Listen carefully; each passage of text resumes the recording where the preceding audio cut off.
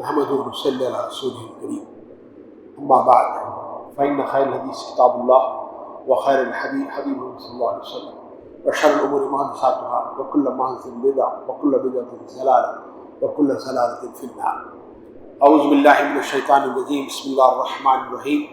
واتل عليهم نبأ ابني آدم بالحق إذ قربا قربانا فتقبل من أحدهما ولم يتقبل من الآخر قال لا أقتلنك قال إنما يتقبل الله من المتقين. صدق الله العظيم. رب اشرح لي صدري ويسر لي أمري واحلل عقدة من لساني يفقهوا قولي. محترم سامنے کرام، میں نے آپ کے سامنے سورہ مائدہ کی آیت نمبر 27 کی میں نے تلاوت کی ہے. باری تعالیٰ اس آیت میں ارشاد فرماتے ہیں، اور ذرا انہیں آدم کے دو بیٹوں کا قصہ بھی بے کم و کاست سنا دو. جب ان دونوں نے قربانی کی تو ان میں سے ایک کی قربانی قبول کی گئی اور دوسرے کی نہ کی گئی. اس نے کہا میں تجھے مار ڈالوں گا. اس نے جواب دیا اللہ تو متقیوں ہی کی نظریں قبول کرتا ہے. حضرات محترم، انشاءاللہ العزیز آج کے خطبہ جمعہ میں قربانی پر کچھ باتیں تذکیرہ میں رکھنے کی کوشش کروں گا. یہ سورہ مائدہ بالکل آخری دور کی صورتوں میں ہے. فتح مکہ ہو چکا تھا. مسلمان اب دوسرے ملکوں سے انٹریکٹ کر رہے تھے، دوسری تہذیبیں، دوسرے مذاہب، ان سے ملنا، بات کو سمجھنا سمجھانا، یہ ایک ایسا مرحلہ تھا. تو اس دور میں اللہ تعالیٰ نے اس صورت کے اندر آپ دیکھیں گے کہ اہل کتاب سے آپ شادی کر سکتے ہیں یا نہیں کر سکتے، ان کا ذبیحہ آپ کھا سکتے ہیں کہ نہیں کھا سکتے، اس طرح کے مسائل، سارے مسائل اللہ نے اس صورت میں بحث کیے ہیں کہ دوسرے ملکوں کے ساتھ انٹرنیشنل لیول پر، دوسرے کمیونٹیز کے ساتھ، دوسرے ریلیجنز کے ساتھ آپ کی ڈیلنگز کیسے ہونی چاہیے گا، اس پر اللہ تعالیٰ نے اس صورت میں میرے اور آپ کے سامنے بات کو رکھا ہے. اسی صورت میں اللہ تعالیٰ نے اس واقعے کو رکھا ہے. اس آیت میں جو واقعہ آیا ہے وہ آدم اور ان کے دو بیٹوں کا واقعہ ہے. ظاہر بات ہے اللہ سے بڑھ کر کوئی انسانی تاریخ کو جاننے والا کوئی ہے نہیں، ہر دور میں رہا ہو.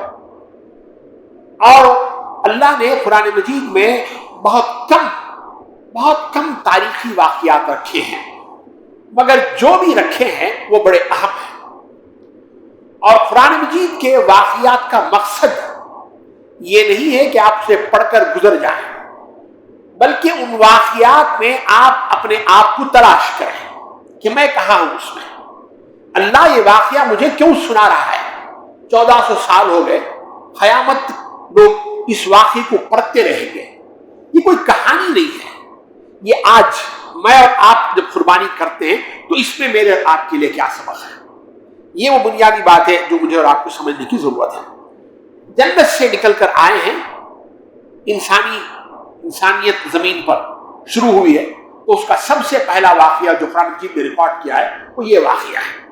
اچھا، اس سے پہلے ایک اور اہم واقعہ جو ہوا تھا وہ واقعہ ہوا تھا آدم اور ابلیس کے درمیان کا واقعہ.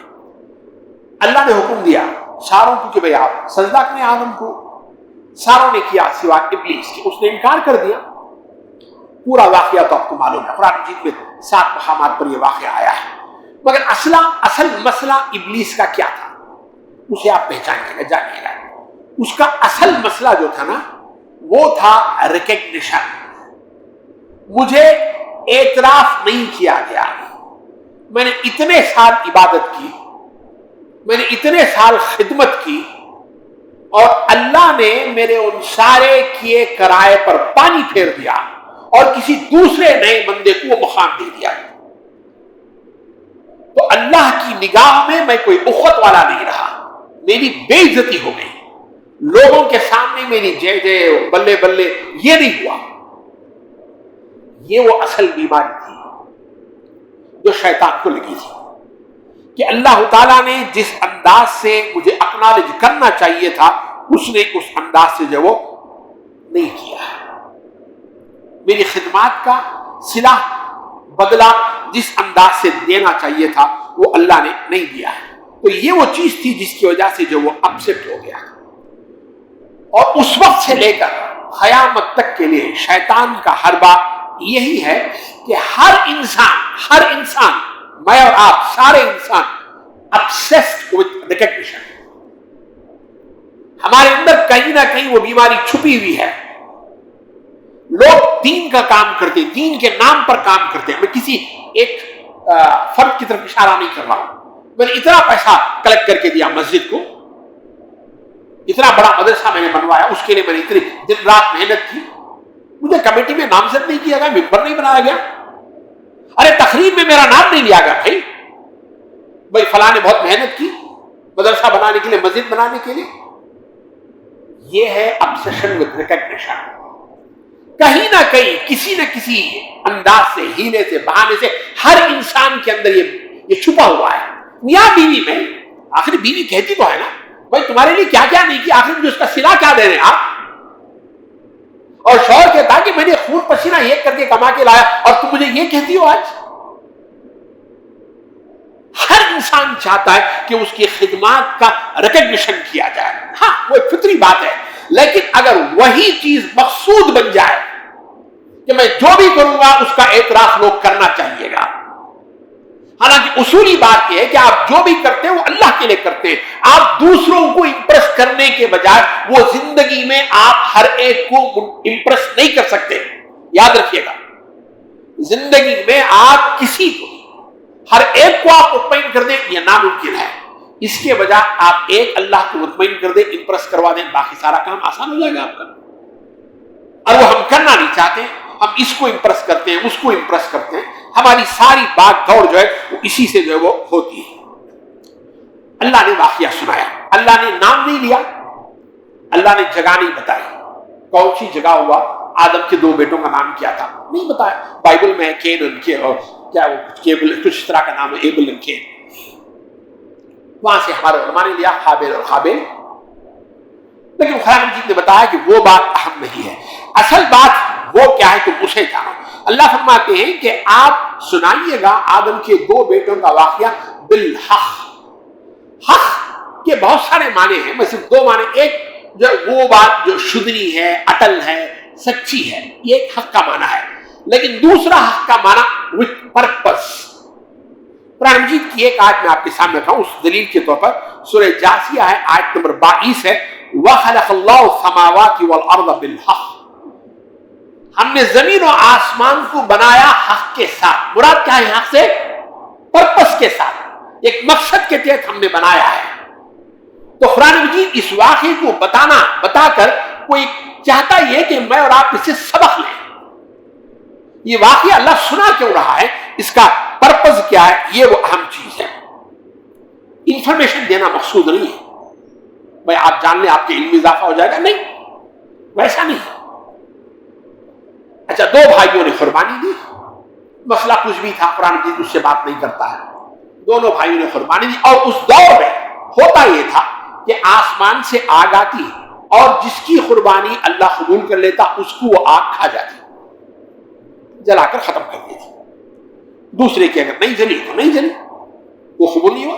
और यहूद के यहां ये बात इतनी मशहूर व मारूफ थी कि उन्होंने हुजूर अकरम सल्लल्लाहु अलैहि वसल्लम पर जो इल्जामात लगवाए, उसमें एक इल्जाम यह भी था कि आप जब कुर्बानी करते हैं तो आग क्यों नहीं आती आसमान से, क्यों नहीं वो आग आकर खा जाती उस गोश्त को। ये आपको मिलेगा सूरह आल इमरान आयत नंबर 183 में। बहरहाल कुरान बताता है कि दोनों ने कुर्बानी की, अल्लाह ने एक की कुर्बानी को कबूल कर लिया और एक की कबूल नहीं हुई, यानी एक को आग ने जला दिया, दूसरे को आग ने नहीं जलाया। जो भी था, गोश्त था, बैल था, बकरा था, घास थी, जो भी था रखा उन्होंने, कुरान उस पर बहस नहीं करता है। अब होना क्या चाहिए था?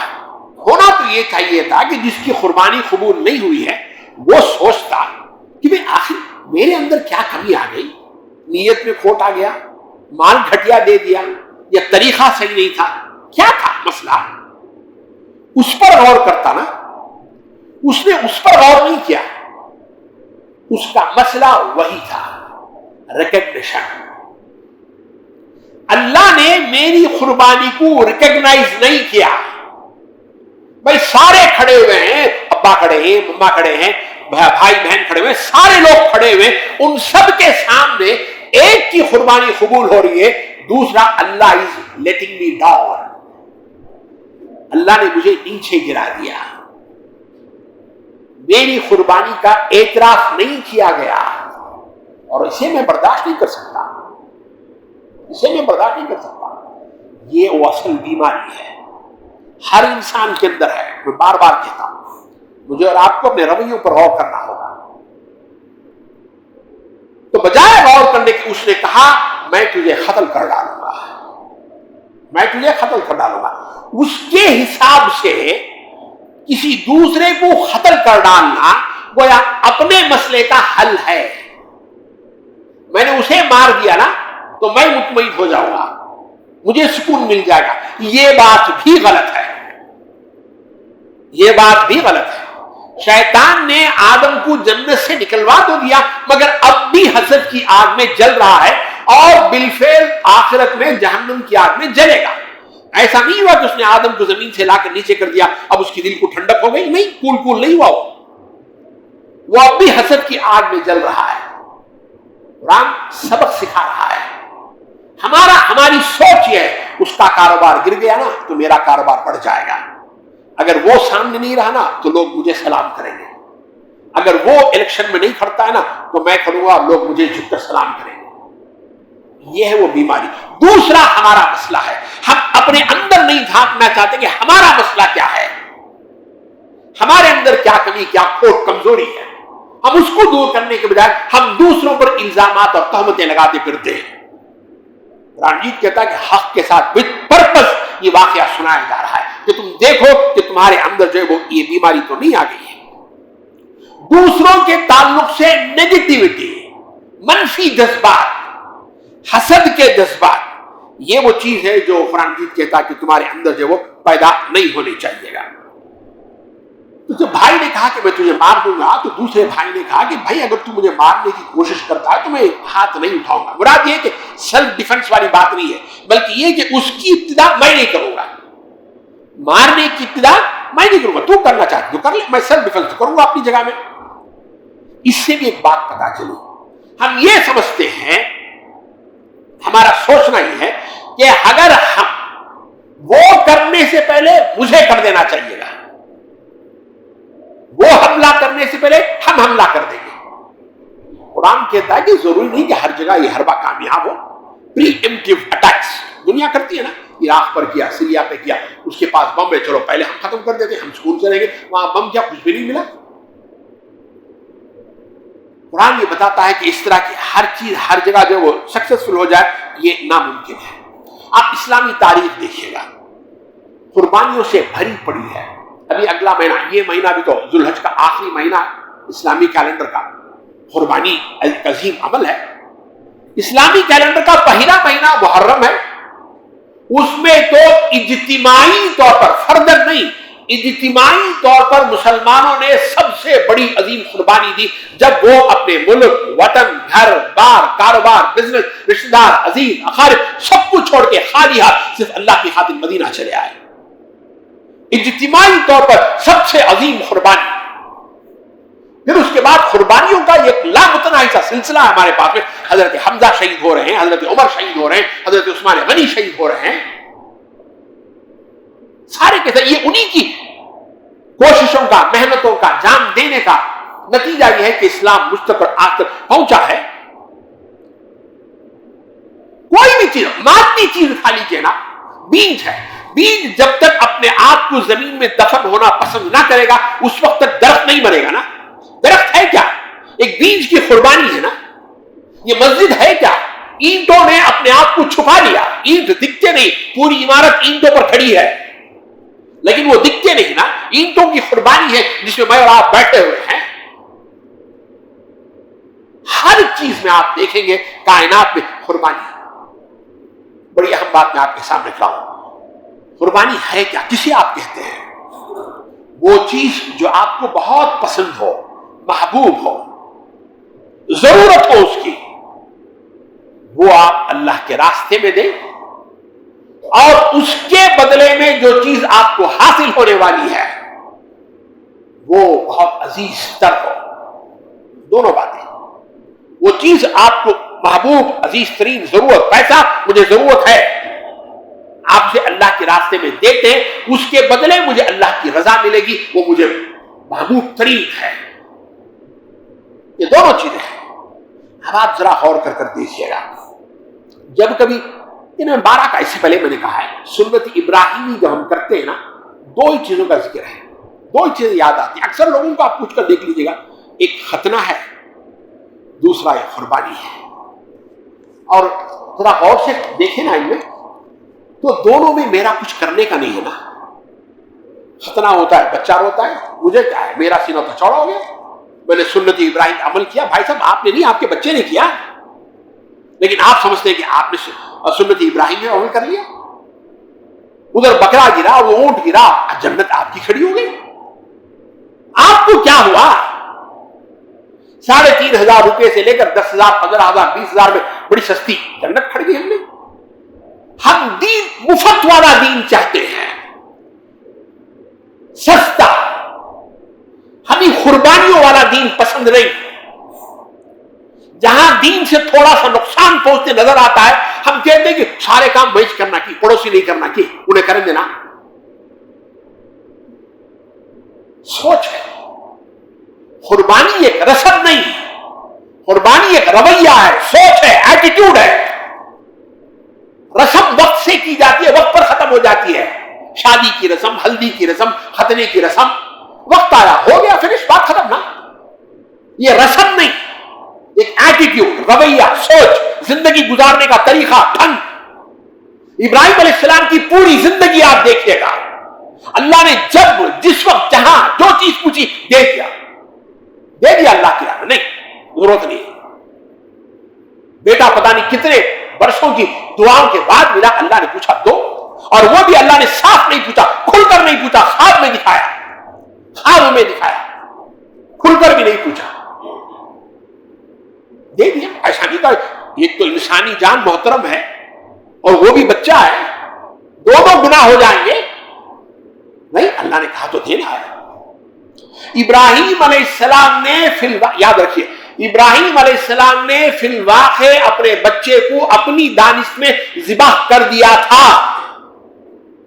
انہوں نے چھری اپنے بیٹے پہ چلا دی تھی، یہ قربانی۔ اور قرآن نے وہاں کہا فلما اسلما، جب دونوں مسلمان ہو گئے۔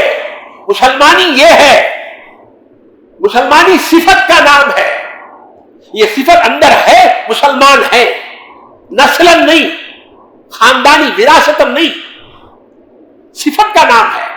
یہ ڈاکٹر صاحب، وکیل صاحب جیسا یہ نہیں ہے، ٹائٹل نہیں ہے۔ ڈاکٹر صاحب باتھ روم میں ہو، بیڈ روم میں ہو، مطب میں ہو، ڈاکٹر صاحب ہی رہتے ہیں۔ مسلمانی ویسے نہیں ہے۔ اتنی عظیم قربانی جب دی ہے، تب اللہ نے فرمایا فلما اسلم وتلہ للجبین، جب دونوں نے سر تسلیم خم کر لیا اور بیٹے کو زمین کے بل لٹا دیا۔ کمال کرتا ہے قرآن، کہاں ہماری 3,500 روپے کی قربانی اور کہاں وہ قربانی۔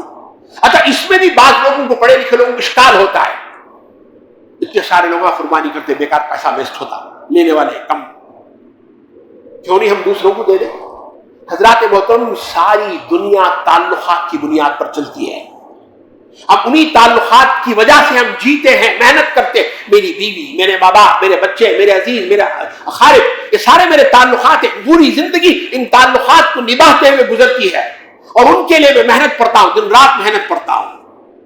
اسی طرح سے اللہ سے بھی میرا ایک تعلق ہے، اور بڑا مضبوط تعلق ہونا چاہیے گا، ہونا چاہیے گا اسے۔ اور ہر تعلق کے جیسے کچھ ڈیمانڈز ہوتے ہیں، اللہ سے محبت کے تعلق کی بھی کچھ ڈیمانڈز ہیں نا۔ وہ کیا ڈیمانڈز ہیں؟ آپ ہماری پوری عبادتیں آپ اٹھا کر دیکھ لیجئے نا۔ ہم نماز پڑھتے ہیں، نماز میں ہم رکوع کرتے ہیں، سجدہ کرتے ہیں، پیشانی کو زمین پر رکھ دیتے، کیا ہے یہ؟ اللہ کی عظمت کا اقرار کرتے ہیں، مالک تو بڑا ہے، ہم اس کا اقرار کرتے ہیں۔ سمبولک چیز ہے، شعائر، سمبولک، یہ ریچول نہیں ہے۔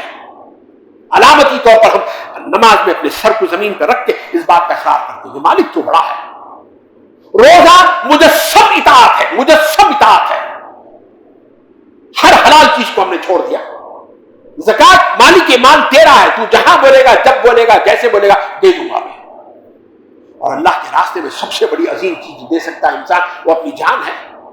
اور علامتی طور پر جان کی قربانی دے کر، بکرے کی قربانی دے کر، گائے کی قربانی دے کر انسان بتانا یہ چاہتا ہے کہ مالک وقت پڑے گا نا، تو پیچھے نہیں ہٹوں گا، جان دے دوں گا۔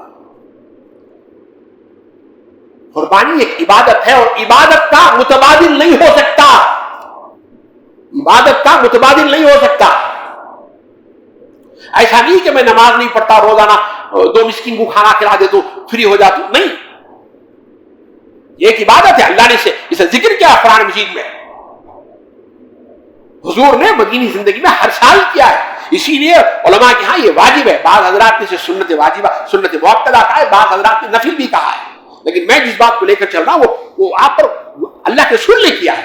اسے یہ فقہ کا مسئلہ ہے نہیں نا، میں ہمیشہ کہتا ہوں یہ فقہ کا مسئلہ ہے نہیں، مجھ سے میرے رب کا تعلق کتنا مضبوط ہے اسے میں بتانا چاہتا ہوں، اتنی سی بات ہے، اتنی سی بات ہے، پورا مسئلہ لے لے کے۔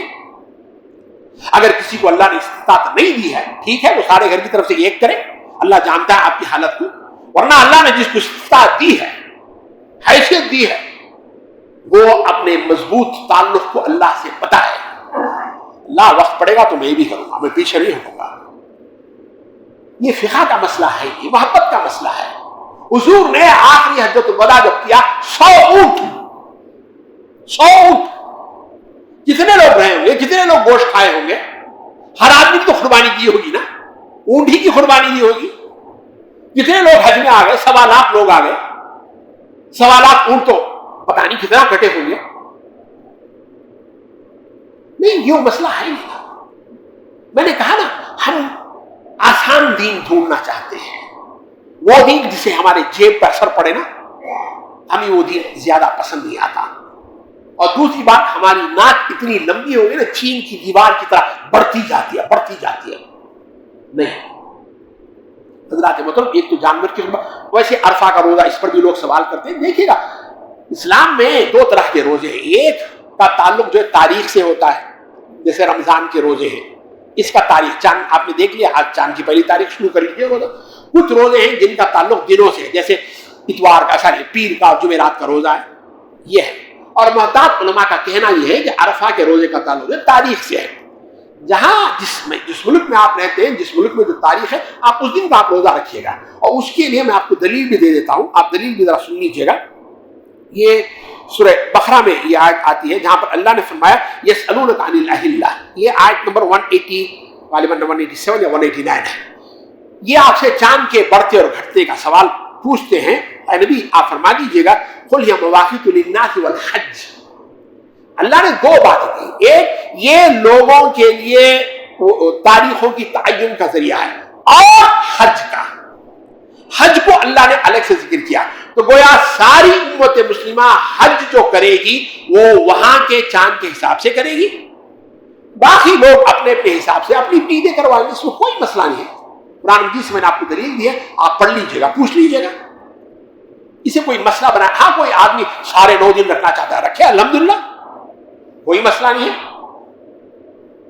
اسے آپ فقہ کا مسئلہ بنا کر اس میں شکر رنجیہ پیدا کرنا، ایک دوسرے کو کافر کا فتویٰ دینا، یہ مت کیجیے گا۔ حضرات محترم، قربانیاں بہت ساری ہوتی ہیں، ہم صرف ایک قربانی پہ ہمارا پورا زور ہوتا ہے، وقت کی قربانی دین کے لیے، مال کی قربانی، عزت، عہدہ، اس کی قربانی اسلام کی خاطر، اور سب سے بڑی قربانی رائے کی قربانی، میں، میرا نہیں، میں نے ایک رائے رکھی، چاہے تو قبول کریں نہیں تو نہ قبول کریں، کوئی مسئلہ نہیں ہے، میں بول کے نہیں باندھنا، نہیں، یہ بہت مشکل قربانی ہے، یہ بہت مشکل قربانی۔ حضرات محترم، میں ان بات کو ختم کر رہا ہوں۔ جس طرح دعویٰ بلا دلیل کوئی نہیں، ثبوت نہیں، آپ دعویٰ کرتے ہیں، جس طرح دعویٰ بلا دلیل ناقابل تسلیم ہے، جس طرح ایمان بلا امتحان ناممکن ہے، اسی طرح زندگی بلا قربانی ناقابل قبول ہوگی۔ حضرات محترم، قربانی مجھے اور آپ کو سبق دیتی ہے، کل کے دن آپ کے سامنے اللہ کا ایک حکم آئے گا، آپ کے نفس کا ایک حکم آئے گا، آپ کس کی بات کو مانتے ہیں؟ یا تو آپ نفس کو قربان کریں یا پھر آپ اللہ کو قربان کریں گے۔ اقول قولی ھذا استغفر اللہ لکم ولسائر المسلمین۔